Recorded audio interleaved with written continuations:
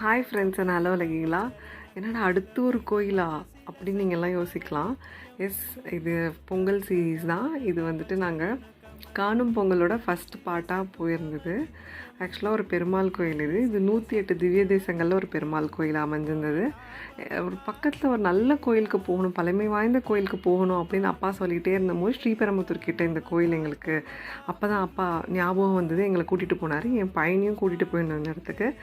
என் பையன் ரொம்ப என்ஜாய் பண்ணான் இந்த கோயில். அவ்வளோ அழகான ஒரு கோயில்.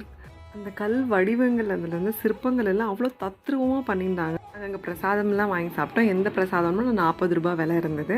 அண்ட் ரொம்ப நல்ல டே. இது என்ன கோயில் அப்படின்னு நிறைய பேர் யோசிச்சுட்டே இருந்திருப்பீங்க. இது வந்து ஆதிகேஷ்வா பெருமாள் கோயில், ஸ்ரீபெரும்புத்தூர் கிட்டே இருக்குது.